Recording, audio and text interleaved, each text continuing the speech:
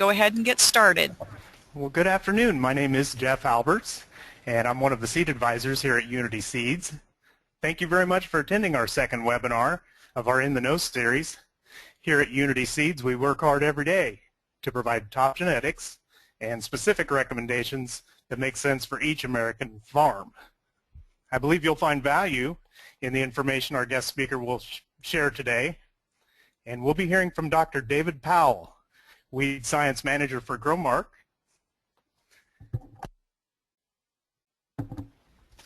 He received his Bachelor of Science degree and Master of Science degree in Plant, Soil, and Agricultural Systems from Southern Illinois University, Carbondale.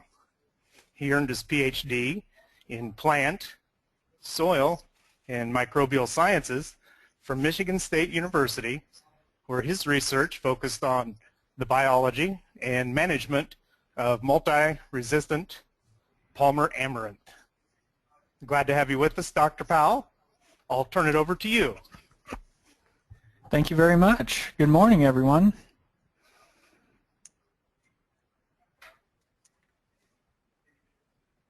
Okay, we should be good to go today. So today, what I really want to focus on is talking about refuge and are we refuge legal? At the end of this presentation today, I hope what we come out with is knowing if our growers have the refuge planted that they are required by law to have, or whether they may or may not be confused. Ultimately, at the end of the day, we know that the refuge requirement is the growers is the responsibility of the grower, but we can definitely help make sure that they are legal and save them some time and some heartache by when someone may or may go after them for not being legal. So if I can get my next slide here.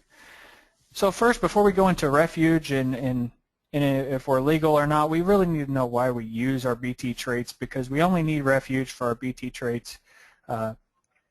We got two main target pests that I really want to talk about. The first is corn borer. The picture on the left here, these are both pictures that I took this season on my father's farm. He farms in Illinois, and he grows non-BT corn. As you can see on the left, here's a picture of corn borer boring through the top of a plant, and on the right, this was after he'd already harvested, and we can see a corn borer. He's bored pretty deep into the plant. He saw some pretty significant yield decreases due to his insect population this year. So this is really why we use our BT products, to help us control our insects, but we have to make sure that our insects stay susceptible to the traits that we are actually putting in the ground. So I also wanted to bring this up because due to the cost of a lot of seed this year, some growers are thinking, I didn't see a whole lot of rootworms, I haven't seen European corn borer in a long time, so I may go back to non-GMO corn. I like to tell growers that you reap what you sow. In this case, my dad has sown non-GMO corn, non-traded corn, so he reaps insects. So this is just an illustration this year to show you that if we take a step back, when we go away from our BT traits, we're probably going to see some insect pressures in the following years. So corn borer is our first target pest. I know we have many other ones, but our other main target pest really is our corn rootworm beetles. So, and when I say beetles, are we really interested in the beetles? The pest that we're really worried about is really the corn rootworm larvae. So because they are what cause the most damage. Of course, the beetles can cause damage at silking, but we're more worried about the larvae causing damage to the roots. So now that we know what insects we're controlling, our two main ones of European corn borer and corn rootworm, we need to know, why do we have the refuge, other than it's just required by law. Really, we have the refuge number one, and the main reason is really to delay the evolution of resistance. When we look at this screen here on the right, I know this is a spray application, but this works just the same way when we talk about our BT traits. We initially put the trait out there, and most of our Most of our insect population is going to die when they feed on those roots, in the case of corn borer, or on the case of corn rootworm. But as we go along and we keep applying the same protein over and over and over without rotating to soybeans and without using other management strategies to control our insects, we find that our insect population tends to become more full of our red insects here, the insects that would be resistant to the trait or a pesticide of some kinds. And eventually, over time, if you apply enough of a selection pressure by using the same Bt protein without a refuge, most of our population would be resistant and very little susceptible. So we use this as another tool besides rotating to make sure that we keep a population out there that is going to be susceptible, that's going to die when they feed on our corn roots, for instance, or our corn foliage. So essentially, we need the refuge because we need some insects to survive so that they can mate with the potential other insects that may not be susceptible, to keep a susceptible population out there for the future. In the end, if you didn't understand any of that, in the end, we need a refuge because we're using Bt crops, and our Bt crops result in increased insect control, which is good for us, and we have increased yields because we have good insect control. So let's talk about refuge requirements a little bit. What is required? This is the big talking room. It really depends. That's why we're having this webinar today, because there's so much confusion about what is required and is it in the bag, is it not in the bag. There's a lot of factors involved. The old requirements, and when I call old, this is before the whole refuge in the bag or anything like that.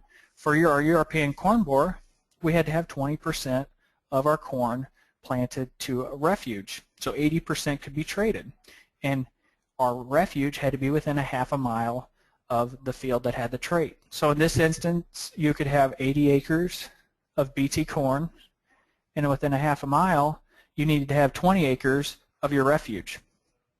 If you were doing it in the same field, you could do it in strips, so you could split your planter and put a few rows that had of the refuge out of the field, but it has to be at least 4 rows wide. And as you know, a lot of guys fill up their 2 end rows, so every time they turn back and forth, they get their 4 rows.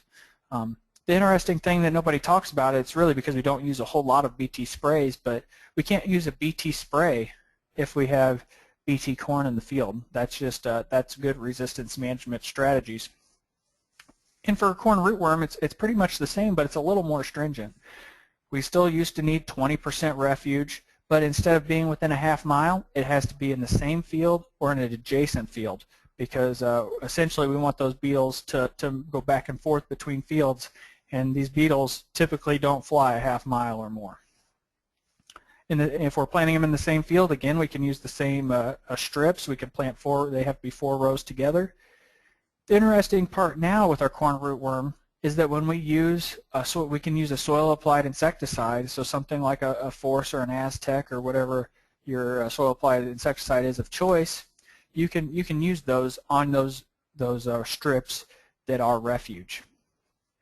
But at the same time, if you have strips in the field, you cannot go across, say, at later in the season when the adults come out and spray just those 4 rows wide or just sections of the field. You have to spray all of the corn that you have in the field, whether it be traded or not traded. So you can't go and cherry pick and only apply an insecticide to the parts of the field that do not have a Bt trait.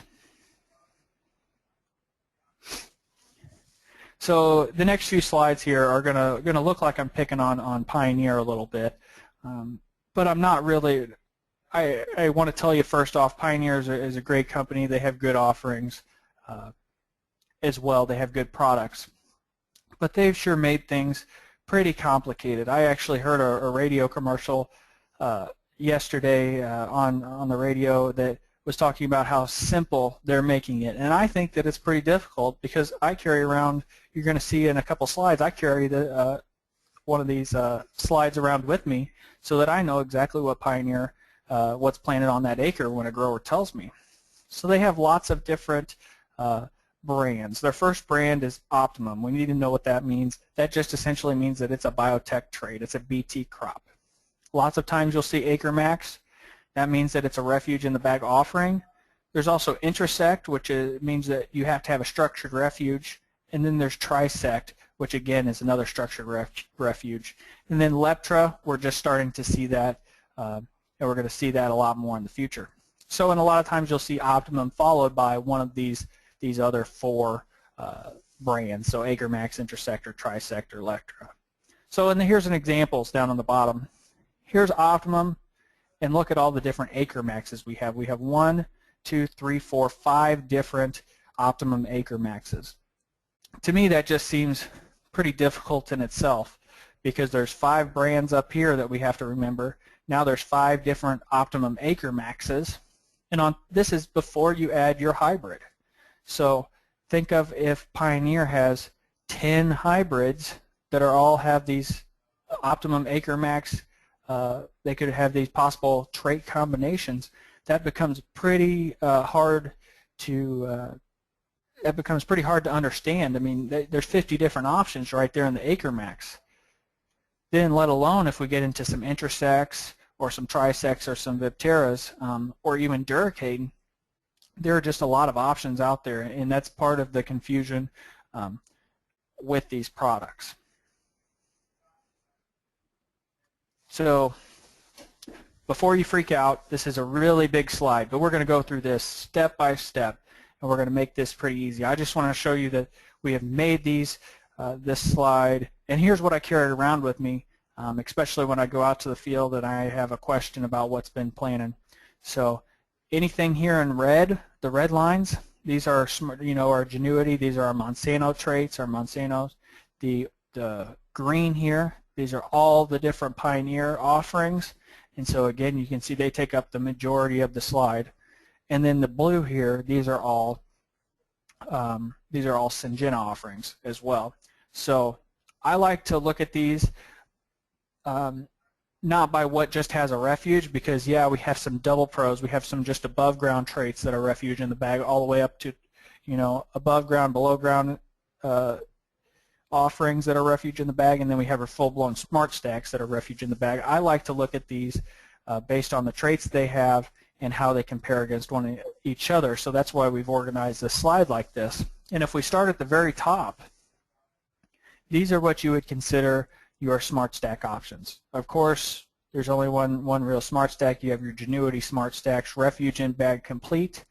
I think that Monsanto has named it like that because right there, it tells you in the title that you are 100% good to go. Refuge in bag complete. So you do have your refuge. It is in the bag. It's complete. You have this whole section, this whole group. These have 2 modes of action for above ground insect control and 2 modes of action for below ground insect control. So if we're talking about our smart stacks and we want to compare it, we can compare it to our Optimum Acre Max Extreme because it also is 5% refuge in the bag, as well as the 2 Duracade options. Here, Easy Refuge Duracades, they both have 2 modes of action for above ground and below ground insect control. However, these aren't being used, I would say, extensively, just due to the fact that we don't have a Chinese approval for these to go overseas. And then we have our AgriSure Easy Refuge as well. So all 5 of these products, in my mind, with their setup, they are comparable to each other because they have both at least 2 modes of action for above ground insect control, at least 2 modes of action for, or 2 BT proteins for below ground insect control, and they all have refuge in the bag at 5%. So moving on, this becomes the hard section. This is the section where I typically, again, we're talking our Genuity VT Triple Pro Refuge in Bag Complete. Again, the name just brings a sense of calm to us that we do know that we have our refuge in the bag. But typically most of these in this group are going to have multiple modes of action, or multiple Bt proteins for control of insects above ground, and most of them are going to have one mode of action for below ground insect control. So in this case, when we're looking at the Triple Pro here, we have multiple modes of action for above ground. We have our one for below ground. Because we only have one mode of action for below ground corn rootworm management, we don't get the 5% refuge in the bag. Our refuge in the bag requirement is 10%. So then we look at the next two. We look at the Acre Max Extras. Both of those have multiple modes of action above ground for our European corn borer, and they both have one below ground, and they are both refuge in the bag. So to be honest with you, both of these products are similar to, or both of the Optimum Acre Max Extra products here are similar to the Triple Pro Refuge in Bag Complete. Now we start to get murky. And we start going down to the next one, the Optimum Acre Max 1. We have one mode of action for above ground, which tells you that we're going to have quite a bit of refuge if we have a refuge in the bag, and we have one for below ground. This is being marketed in a lot of cases. Is this a refuge in the bag? No, not really, but it's being marketed as a refuge in the bag in some places because there is 10% refuge in the bag, but it's only for the corn rootworm. We didn't address any of the above ground insects, European corn borer, and so we still need 20% refuge within a half mile. So you still need to purchase some more seed that's just refuge, that's not traded. I think a lot of our growers out there have planted a lot of Optimum Acre Max 1, and they truly believe that they are refuge legal. They have the refuge because they have the 10% refuge in the bag for corn rootworm. However, they are in violation of the refuge because they need an extra 20%.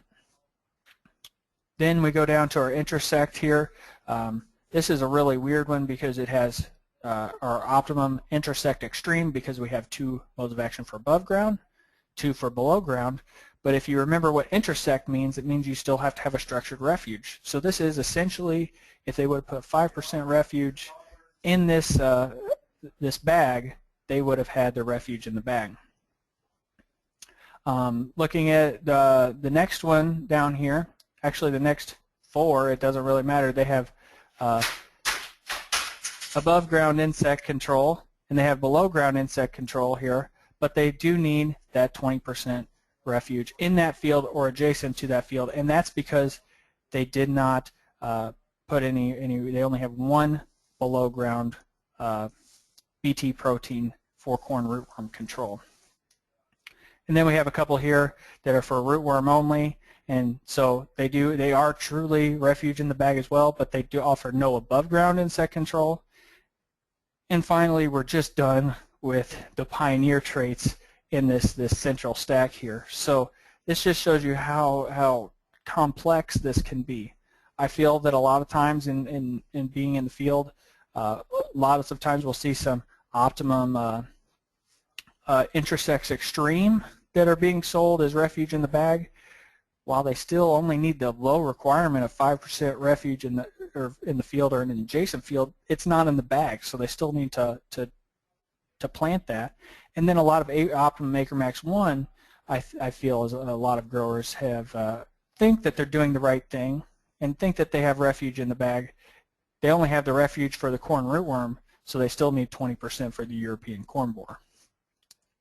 Moving on to the Syngenta traits, again we have a single mode of action for our corn borer, single mode of action for our corn rootworm, so we still need the 20% in the field or an adjacent field to satisfy the more stringent of these two codes, which means we need to have for the corn rootworm. So this part here is really confusing. I just want to sum this up really quickly. You know, if we have something that has above ground and below ground insect control, but we only have one trait, it may or may not be refuge in the bag, but that refuge in the bag is going to be 10%. And here are the three products here are the three offerings from two from Pioneer and one from Monsanto that are going to have the refuge in the bag. The others below this line that doesn't have anything in here, we are either going to have to put our own or put a structured refuge somewhere, or it may have refuge in the bag like with these rootworms, but we aren't going to have any above ground insect control. Moving on to our lowest tier of our traded products typically is our, we have traits for above ground insect control, but we don't have any traits for below ground insect control. Again, if we want a low amount of refuge, we have to have multiple traits or multiple BT proteins for control of European corn borer above ground. And here with our Genuity VT Double Pro Refuge and Bag Complete, we have multiple traits here for European corn borer control, and we do have that 5% refuge in the bag. We do have a few other products that are comparable here. Our Optimum Acre Maxes here and our AgriSure Viptera Easy Refuge. They both have multiple traits for above ground insect control, so they do have the 5% refuge in the bag. Then we have two here, our Optimum Leptra, our Optimum Intersect. Again, Optimum means it's biotech. Intersect definitely means, well, Leptra means we're going to control Lepidopteras. Intersect essentially means that we have to have a structured refuge. So even while these products have multiple modes of action for above ground insect control, they didn't put the refuge in the bag, but the refuge we have to put in a structured area is only 5%.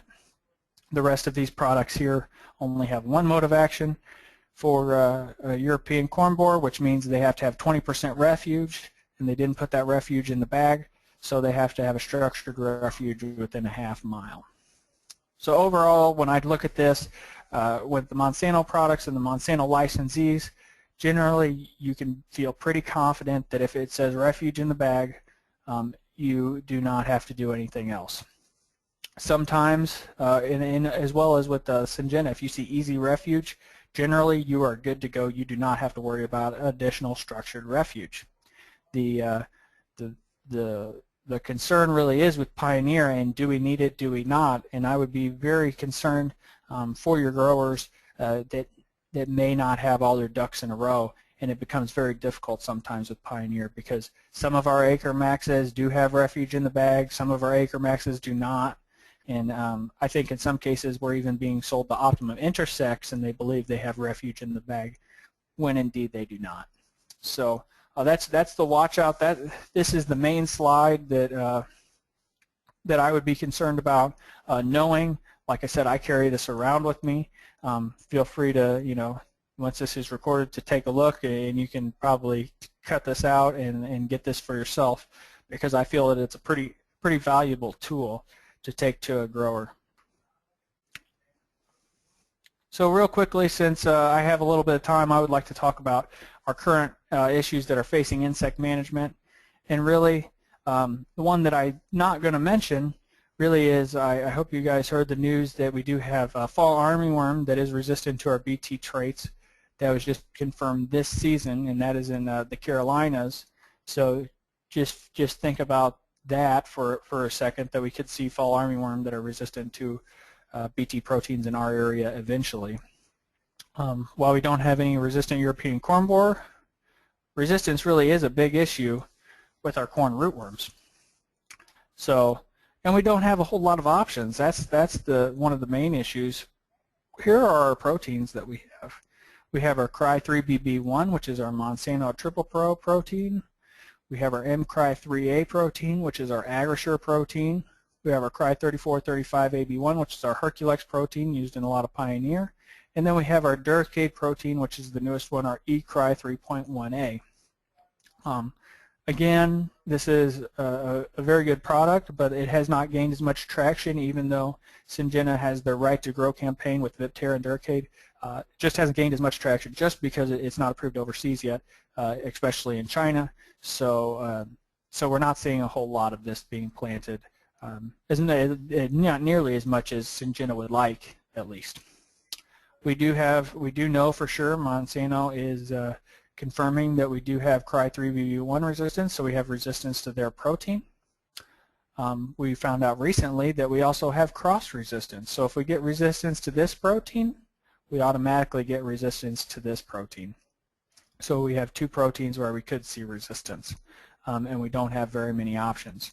This isn't to say in your area, if you use this Cry3BB1 protein, that you have resistance, because these areas where we have resistance are still very localized. They're in areas where we've been using the same protein over and over and over in many instances. So just to show you a few pictures real quick since I'm here, I'm going to assume that most of you heard all throughout the summer. We haven't seen a whole lot of rootworm pressure. I don't think they're out there. Well, they are out there. They were out there this year. They emerged a little bit later in most cases. And in this instance, that's what I'm hearing from a lot of growers now that we're done with the end of the season. Yeah, we had them. Maybe it wasn't quite as severe as in years past because we're managing them better. But the big difference was they didn't see them at tassel. They didn't see the beetles come out at tassel. They saw the beetles come out well into August this season. So here are some pictures I took early this year in Atlantic, Iowa. So here down in southwest Iowa, probably about another 60 miles from Omaha. And here's the refuge. So here would be the refuge in this trial. And this is at a field where Monsanto knew they had issues with their trait due to overuse. The rating score here is a 2.1. That's on a scale from 0 to 3. So this means that 3 is bad, 0 is good. So this means that 2/3 of the roots here are pruned within 1.5 inches or less. When we compare, so our options for control here, when we have an issue like this, number one, we could go to a soil-applied insecticide. So here's a soil-applied insecticide with our refuge, and then we get to a rating of a 1.0. While a lot of growers take a look at that and they think, wow, that's pretty good. Our yield loss when we get a root rating of 1.0 can be upwards of 15 to 20%. So think about if we had 200 bushel corn this year. In many places we had much higher than that. 200 bushels, we could have seen a potential loss this season of 40 bushels an acre. Moving on to the Triple Pro protein. So this is our Cry3BB1. It gets a 2.1, which is the same as a 2.1, which makes sense because this is at one of the fields where Monsanto knew that there were some issues, and they are actually conducting this research. So again, they definitely have resistance in this case.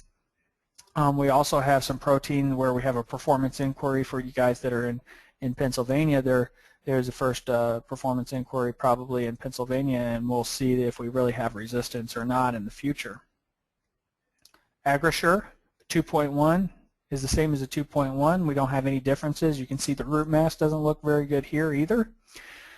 AgriSure had never been planted on this farm, that AgriSure trait, because we essentially have cross resistance from this trait this trait to this trait. So cross resistance. So a couple of the traits we're not going to have very good control. The Herculex trait, it does an okay job, not the best job, but again, we're still talking 20% yield loss, maybe even possibly more. And then we talk about our smart stacks. Our smart stacks, in this case where we have multiple modes of action for below ground insect control, this is going to be the Herculex trait plus the Triple Pro trait together, and we're going to see very, very good root mass here. It gets a 0.21, and that is acceptable. Some people may be a little concerned about that, but we do know that we have to have our rootworm larvae feeding on the smart stacks on the roots to kill them. So, and that's exactly what has happened here. One last slide here. Here's our refuge. A lot of growers out in the field this year were worried about their corn because they would go along in the field and they'd go on some calls, and the corn would look great. We'd dig it up. The root mass looks really, really good. And then we would walk along and we'd see the spindly plant, and essentially we would think, oh, there was a double. The planter doubled up or something. But no, we get there and it's still spaced, 6, 7 inches apart. We dig it up and we look at the root mass, and here's what we see. So essentially we see the feeding. This was definitely in the smart stack bag. That was one of the 5% refuge. That is exactly what's supposed to happen. We're supposed to have some of those. We're supposed to have the insects that we're feeding on that plant survive so that they can help keep a susceptible population for the future. Last picture here for you on the left here. This is a picture taken east of Des Moines, Iowa this season in Newton. And on the left is the Triple Pro protein, Triple Pro. You can see here it has a lot of lodging on the left compared to the smart stack, just 30 inches apart on the right. So it shows the value of if we have some issues using a smart stack. And with that, thank you very much. I do want to drive home the point that it is the growers' prerogative. It is their responsibility to take care of their own refuge. But we can definitely help them do that, and we want to make sure that in the future we give them exactly what they want. And what they want may be that they need information, especially if they think they're planning a refuge and they're not. So it's their responsibility, but we can sure gain some market share by knowing our products as well as the competitors. So thank you very much. Well, thank you very much, Dr. Powell. We will be going back to you and Linda in a moment for a Q&A session, and I encourage our audience to enter any questions into the question box. I'd like to let everyone know that we're extremely excited about the performance of our products again this year.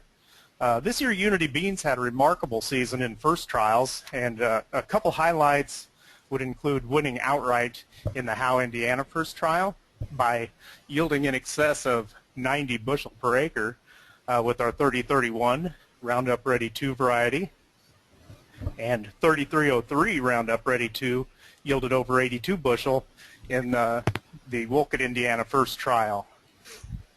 We are equally excited about our corn hybrids. For example, 4814 VT Double Pro Rib came in second in outright yield in the 2014 Elverson, Pennsylvania first trial, and third overall in gross yield in the 2014 Spiceland, Indiana first trial out of 63 hybrids. Also, 7914 3000 GT came in second place in outright yield in the 2014 Audubon, Indiana first trial, and fifth in yield in the 2014 Elverson, Pennsylvania first trial out of 54 hybrids overall.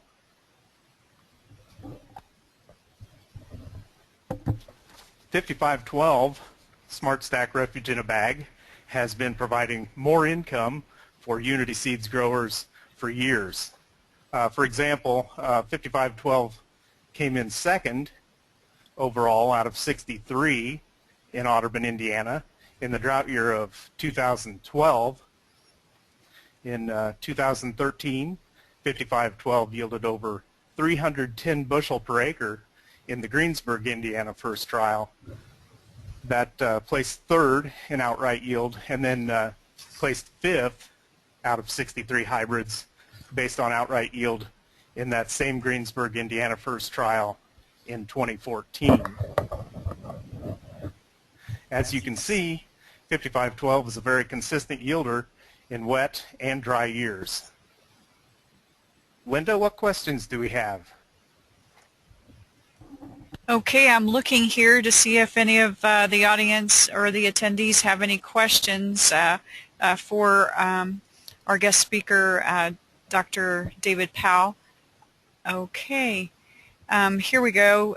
This is the first question for you, David. It's, would you recommend switching up the root worm tech in continuous corn situations? The answer to that question really is twofold. If we are in continuous corn situations and we've had issues with rootworms, I want us on a smart stack as much as possible if we're going to go to corn.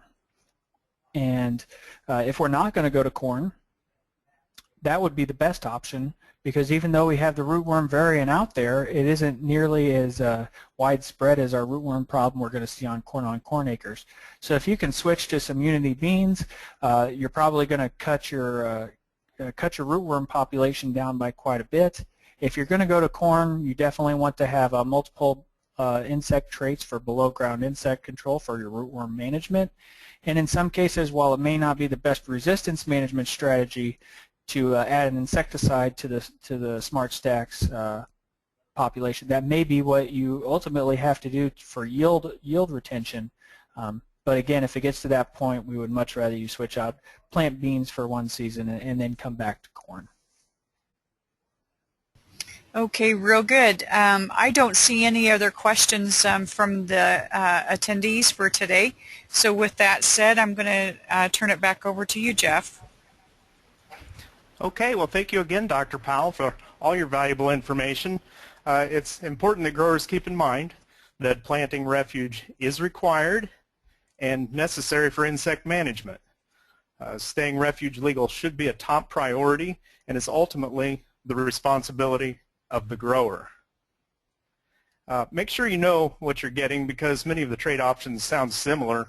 We would be happy to receive a phone call here at Unity Seeds to help out.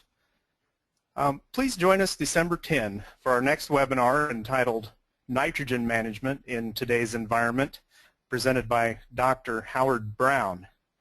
Go online and register today at www.unityseeds.com. I want to thank you again. In this day and age, time is very valuable, and I appreciate your willingness to spend some of yours with us.